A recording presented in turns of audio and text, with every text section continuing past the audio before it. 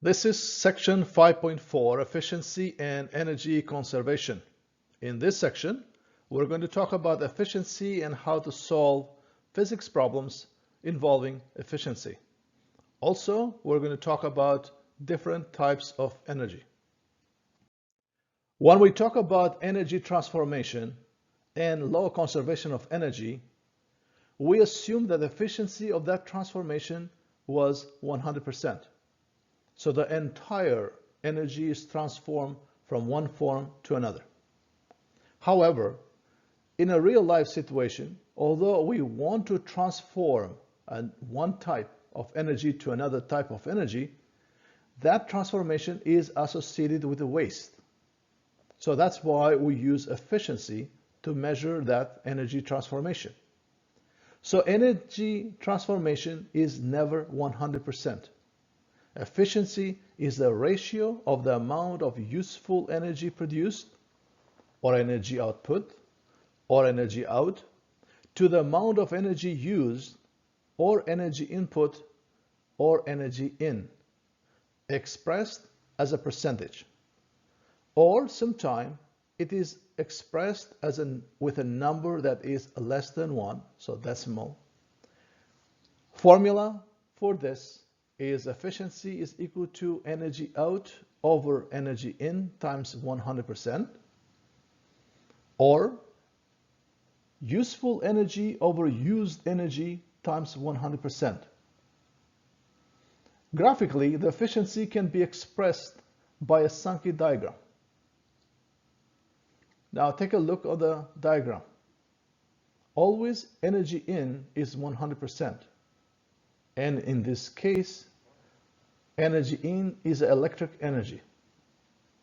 Energy out is the useful energy for what electric energy is used for. It is to produce radiant energy or light. If you see only 5% of the energy that is used in that energy transformation, it is transformed in what we want to, the useful one, a radiant energy. And 95%, it is transformed into a thermal energy, heat. So that means that that is waste when we try to use a light bulb, because we don't use a light bulb to warm us up. We use a light bulb for a light. Now, energy transformation sometimes is more complex. In a combustion engine, the fuel energy, it is transformed in a different type of energy. So effective one or useful one, it is mobility to move the cars and accessories. That's what we want. However, there's a lot of energy wasted in form of friction, coolant to cool the engine down, or exhaust gases that are wasted with a gas. A lot of energy, thermal energy, it is wasted in that way, which we do not want. But that's the way it is.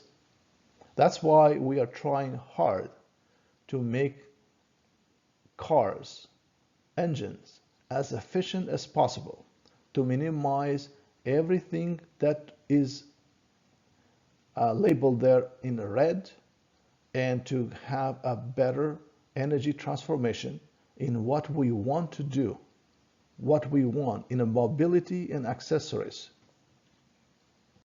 Let's do some practice. A forklift uses 5,200 joule of energy to lift a 50 kilogram mass to the height of 4 meters at a constant speed. What is the efficiency of the forklift? So what is given there is used energy, 5,200 joule, mass is a 50 kilogram, and height is 4 meters. Efficiency is required. So now efficiency is a useful energy over used energy times 100%. Now we have a used energy, but we don't have useful energy. So what is used energy? It is energy that the forklift with a combustion or a battery used to lift that mass or package or box. What is useful energy? Useful energy is the energy that is used for the good, for purpose. That means lifting the package up. So, in this case, lifting up, that means it's giving that package gravitational potential energy. So that's why useful energy is gravitational potential energy. Now, you know the gravitational potential energy formula is mg delta H. You have everything here to calculate it. You have mass, you have gravitational acceleration, you have height. Then, if you plug those numbers in the calculator, it will give you 1960 joule. And when you have both, you're ready to calculate efficiency. Useful energy is up 1960 divided by used energy 5200 joule times 100%, which gives you 37.7%. So obviously efficiency is less than 100%.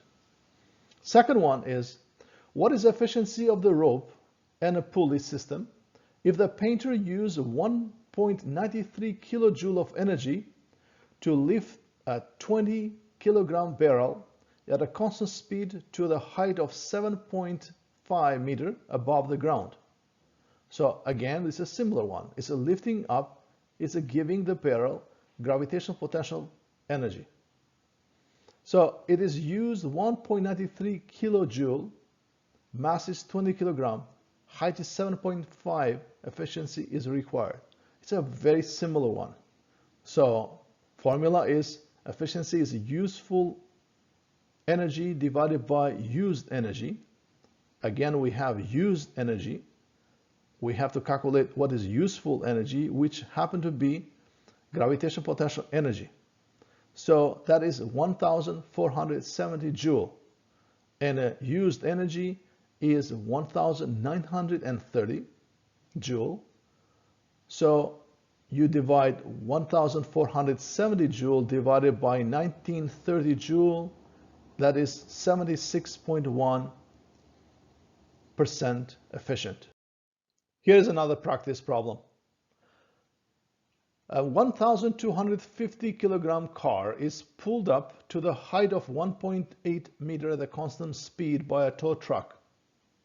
We use a constant speed here just to calculate the bare minimum energy to do the work, to do the job. A cable exerts a force of 5,500 Newton over a distance of 12.6 meter to pull the car out of the ditch. What is given? It's a mass of 1,250 kilogram. Height is 1.8 meter. Force is 5,500 Newton, and displacement, or distance that is pulled, 12.6 meter. What is the amount of useful energy produced? So useful energy is lifting that car up. So that means it's a gravitational potential energy. Mass times gravitational acceleration times height, and if you plug those numbers in a calculator, it will give you 22,050 joule. Next one is, what is the amount of energy used to pull the car? So that means the work done on the car. So energy used, it is equal to work is equal to force times displacement. Force, we already have it, 5,500 Newton, and displacement is 12.6 meter, and we can calculate it to 69,300 joule. Now calculate the percentage efficiency. Why percentage efficiency is less than 100%. And we can use the calculation to useful energy. We use that formula of efficiency is equal useful over used times 100%. Useful is 22,050 50 joule, and useful is the one to lift that car up, and used is the how much work we did to make that happen. And efficiency is 31.8. And why is not 100% efficient? Obviously, there's a lot of friction when you pull a car from a ditch. So that's why it is not 100% efficient. Now we're going to compare when the roller coaster is 100% efficient and when it is not. What would be a speed of the roller coaster, the car, at a point B? We did this before and we're going to do it again. So if the efficiency is 100%, then law of conservation of energy applies. Total energy on point A is equal to total energy on point B. So we're talking about total energy here when the speed is at rest, and total energy here when we have kinetic and gravitational potential energy. And we're going to do exactly what we did before. So total energy on point A is gravitational potential energy plus kinetic energy on point A. That is equal to gravitational potential energy on point B plus kinetic energy on point B. So what are those equal to? Is a mgha, gravitational potential energy on point A, half of the mva square, which is kinetic energy on point A. So this sum is equal to sum of two energies, again, gravitational potential energy, mghb, plus half of the mvb square. We do the same, we cancel the masses because it doesn't matter. On both sides of the equation is the same. We factor and cancel it. And we can multiply by 2 to kind of simplify it. And then we have 2gha plus va square is equal to 2ghb plus vb square. Now we're looking for VB. So VB square is equal to VA square plus 2GA minus 2GHB. Then VA is at rest, is 0. Then we have VB square root of 2G HA minus HB. We plug those numbers in that formula and we get speed at a point B is 27.65. Now, remember that formula because we're going to do it with efficiency that is not 100%. We're going to do exactly the same problem, but this time efficiency of the roller coaster is 65%. So we cannot use anymore this law of conservation of energy because energy is not conserved. But we can use efficiency formula, which is efficiency is useful energy divided by used energy times 100%. Now, thing is that which one is which? Total energy on point A is useful energy, or total energy on point B is useful energy, or vice versa. Thing is, you are using a roller coaster to have that excitement, speed at point B. So that means the total energy at point B is the useful energy. That's why we're using for. And obviously we have to just have the energy in, which is used energy, that is energy at point A. That's why in a roller coaster, we lift the car up at the highest point and let it go. So we can say efficiency is 65%, we already know. Now useful energy is total energy at the point B, and the used energy is total energy at point A. That's very important because if we reverse it, then you're going to have a wrong answer. Total energy on point B now is equal to 0.65 total energy on point A, where this 0.65 came from. 65% divided by 100%, percentage and percentage cancel, is 0.65. Now we are talking. Now we can solve the problem. So total energy on point B is gravitational potential energy plus kinetic energy on this point. That is equal to 0.65 times gravitational potential energy on point A plus kinetic energy on point A. Now we can do similar things that we did before. Cancel masses, multiply by 2 to simplify things. And we have 2g hb plus vb squared is equal to 0.65 times 2g ha plus va squared. So va is 0, so that means that is gone from the equation. Then we can solve for vb squared, which is 0.65 times 2g ha minus 2g hb. I want to draw your attention to this point, to the point where the 0.65 is multiplying. Which component is multiplying? It's multiplying only 2gha, not 2ghb, only 2gha, because that's how many people make the mistake. They multiply both. So from this point we can square root VB, which is equal to square root of, we can factor 2g, by the way, because 2g is the same on both.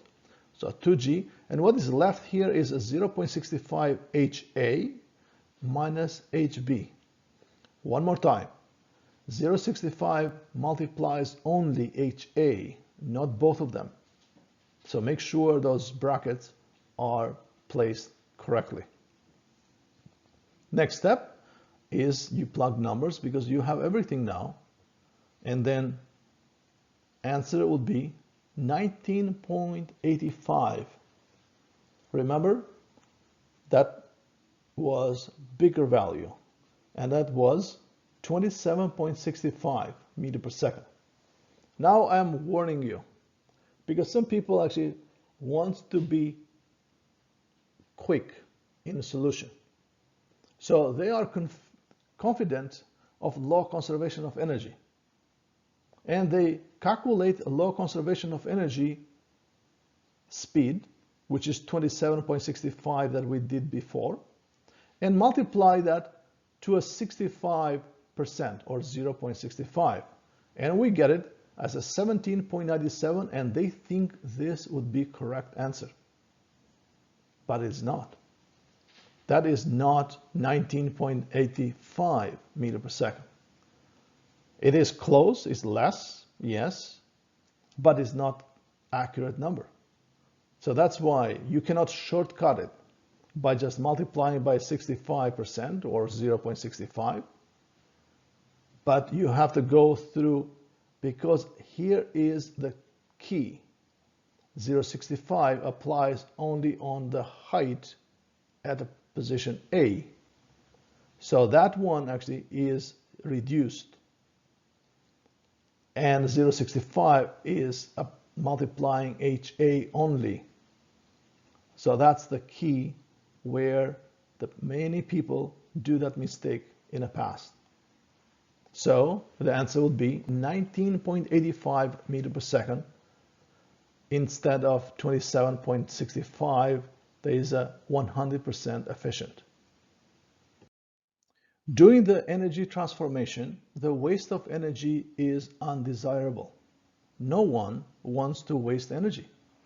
So improving the efficiency of the energy transformation, it is a very crucial work of the engineers, innovators, physicists, scientists.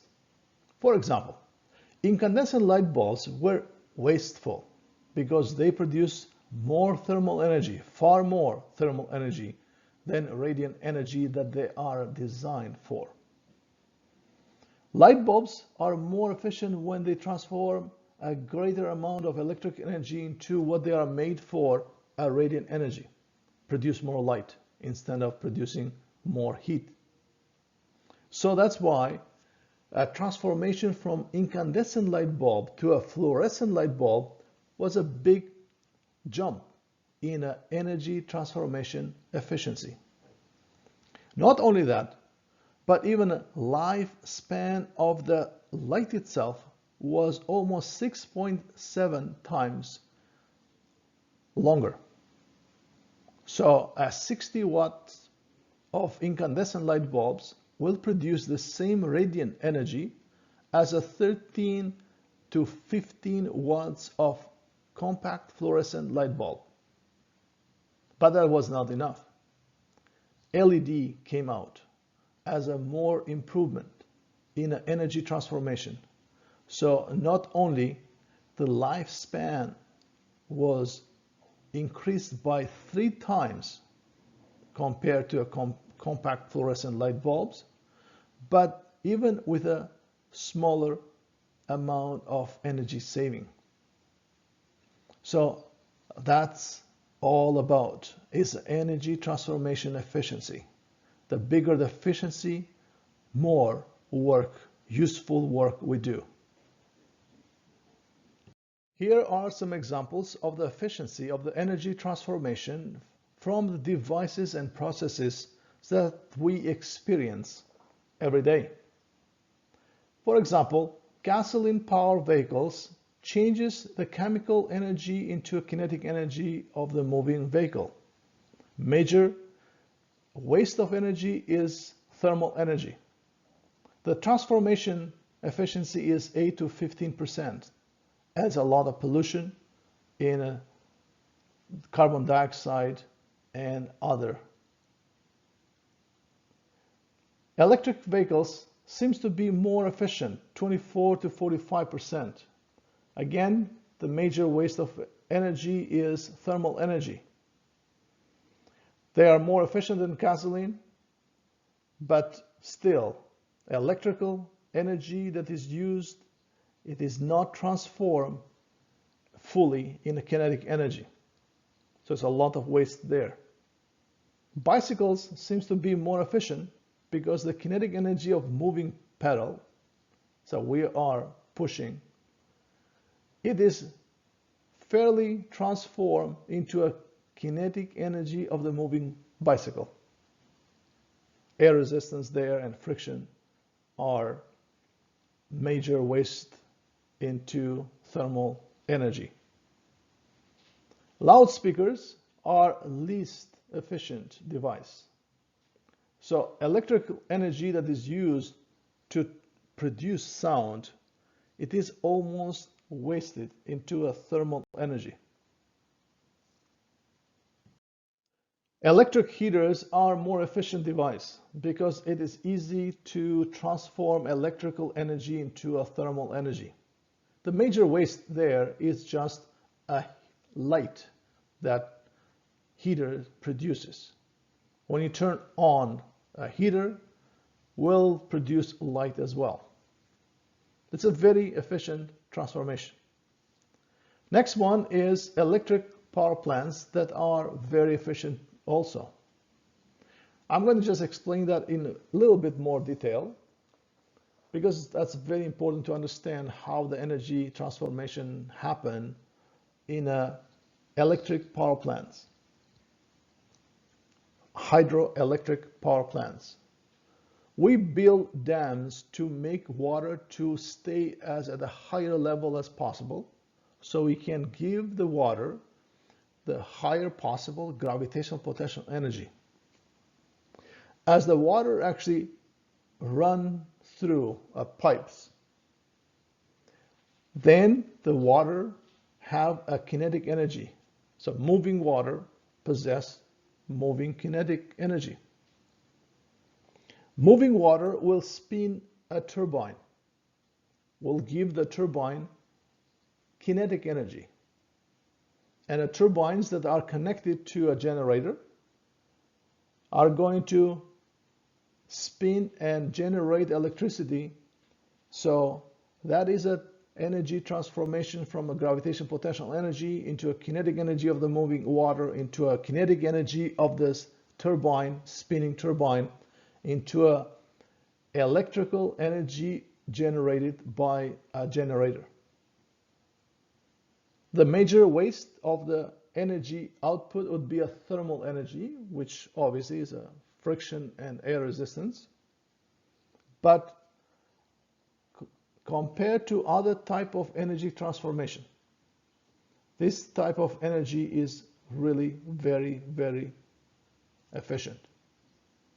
Taken into consideration the hydroelectric power plants are renewable type of energy, that makes the hydroelectric power plants #1 choice to produce electricity.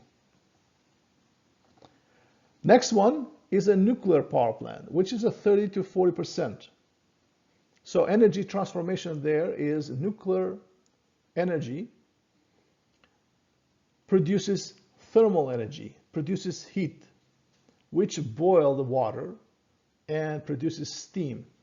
The steam is going to spin a turbine, turning that thermal energy into a kinetic energy, and the kinetic energy is spinning the generator to produce electrical energy. Major waste there is a thermal energy, because not all that thermal energy is transformed back to a spinning turbines. So spinning energy or kinetic energy, it is not as efficient as it should be. In addition of the friction and air resistance that it happened during those energy transformation. Next energy transformation would be a radiant to electrical energy through a solar panels. Thermal energy is a major waste because not that electrical energy is produced from a radiant energy, because sun will warm up the solar panel. So only 20 to 40% of that energy is captured and transformed into electrical energy. Photosynthesis, which is the most known energy transformation, is only 5% efficient. Muscles are 20% efficient. Let's talk about sources of energy. Energy-rich substances such as crude oil and natural gas are commonly called energy resources. Now, we have two types of energy resources: renewable and non-renewable type of energy. A non-renewable energy resource is an energy-rich substance that cannot be replenished as it is used in an energy transforming process. So those substances cannot be replenished in your lifetime. It takes millions of years, or cannot actually replenish at all. For example, oil, it took millions of years for oil to form underground. And so for uranium or any other source of energy. Now, there are fuels like coal, oil, natural gas, or nuclear fuel, example, uranium, are common non-renewable type of energy. For example, on the bottom you have a coal power plant, which they are now disappearing because we're banning the use of coal for energy purpose. Oil or natural gas or uranium or nuclear power plants, they all use a fuel that is non-renewable type of energy source. A renewable energy resource is an energy-rich substance with an unlimited supply or supply that can be replenished as a substance is used in energy transforming process. Water, solar, and wind are examples of renewable energy resource. Why? Because water is going to come to the dam. Well, it's going to produce electricity. It's going to rain sooner or later. Doesn't have to rain exactly the time that that substance, or water in this case, is used in energy transforming process to produce electricity. But we know that is going to happen. Same way is for sun. It is going to rise next day as well, and wind is going to blow at some point again. So that's why water, solar, and wind are called an example of renewable energy resource. Here's a map of power generation in Ontario and energy production. And you see you have a nuclear, hydroelectric power plants, gas-fired, wind-powered, solar power, and biofuel. Here is the summary of the energy production by fuel type in 2020. So nuclear makes 61% of the energy produced. Hydro is 25%. Wind is increased to 7%. Gas and oil is 6%. And biofuel and solar, it is at a modest value of 1%. Here's a summary of the power generation in US as the biggest producer, energy producer in the world. There's a data for up to 2019 and a forecast for the future. So it's a very interesting thing to point out that energy that is produced by using renewable type of energy, although that's very low, it is increasing,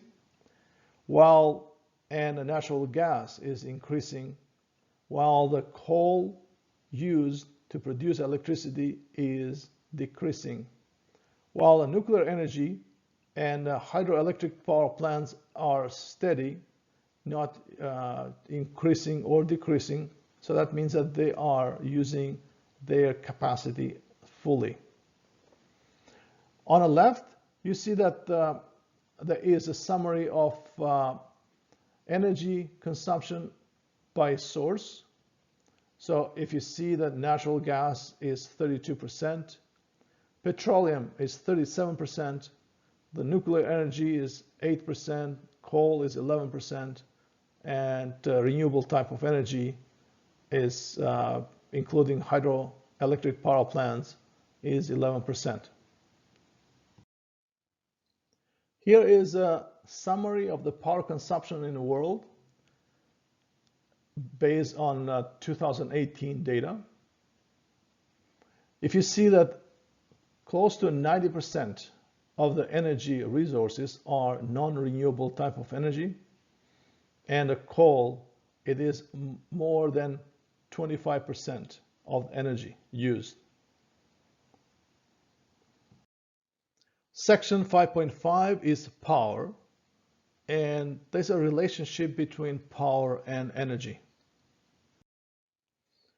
The concepts of energy and power are related. So power, with a symbol P, capital P, is the rate at which energy is transformed or rate of change of energy.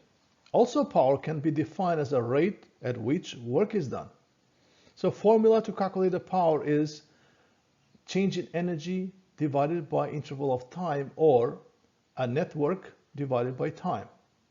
So from here we can solve for energy, which is energy is equal to power times time. The unit of power is watt. So 1 watt is equal to a joule, which is a unit of energy, divided by second, which is a unit of time. Or we can say 1 joule is equal to 1 watt times 1 second. To measure electrical energy transformation or electrical energy used or change in electrical energy, we use kilowatt hour instead of joule because joule is very small unit. So 1 kilowatt hour, which is 1000 watt, and a hour is 36 seconds, makes 3.6 times 10 to the power of 6 watt times second. But watt times second is a unit of joule. So we can say that 1 kilowatt hour is equal to 3.6 times 10 to the power of 6 joule. Let's do a practice problem with energy and power. Number 1. How long will it take a motor with a 0.50 kilowatt of power to do 1200 joule of work? What is given here is work is equal to 1200 joule. Power is 0.50 kilowatt, which is 500 watt, and time is required. You can use a formula which is a work divided by time. We make sure that we have a standard unit for work and standard unit for power. So 1200 joule over 500 watt, that makes 2.4 seconds. Number 2. A mountain climber with a mass of 55 kilograms starts from height of 850 meters above sea level at 9 o'clock in the morning and reaches at a height of 2,400 meters by noon or 12 o'clock. What is the climber's average power? What is given here is time 3 hours, which we converted to a second, which make 10,800 seconds. Mass is 55 kilogram and change in height is 1,550 meter. So from 850 to a 2,400 meter. Use a formula for power is equal to change in energy, which is gravitational potential energy in this case, divided by time. And the gravitational potential energy is a mg delta H divided by time. Then we can plug those numbers. 55 kilogram, 9.8 meter per second square, and 1,550 meter divided by 10,800 second. That will give you 77.36 watt. Energy rating and the cost of electricity. Companies that provide electrical energy to consumers use electricity meters to measure the total amount of energy used. However, I don't think that any one of you remember this type of meter. It's analog meter. So the companies, in order to measure the energy used in a specific time, they have switched to from analog meter to a smart meter. And smart meter not only measure the energy used, but it measures what time that energy is used, because energy price varies based on the time used. It is common for electricity meters to measure the electrical energy in a kilowatt hour. However, to express the electrical energy generated by electrical generating power plants, we use a bigger 1,000 times bigger unit, which is megawatt hours. Here's a practice problem using electric energy and power. 20 incandescent light bulbs are turned on for 12 hours a day for an entire year to light up a store. Each bulb has a power rating of 100 watts. The average price of electricity is 11 cents per kilowatt hour. Determine the total amount of energy used by all the bulbs in the year. So what is given? Time, 12 hours a day. Number of bulbs, 20. Power is 100 watt. Price is 11 cents per kilowatt hour. So total energy is required. In order to calculate total energy, we need total power and total time. Total power we can multiply by 20, which makes 2,000 watt. And for total power for a year, which has 365 days, we're using that only 12 hours per day, and 1 hour is 3,600 seconds. So that means is 15,768,000 seconds. So total energy is equal to total power times total time. That will give you 3.1536 times 10 in power of 10. As you see, the joule is a very small unit of energy. It's a lot of zeros there.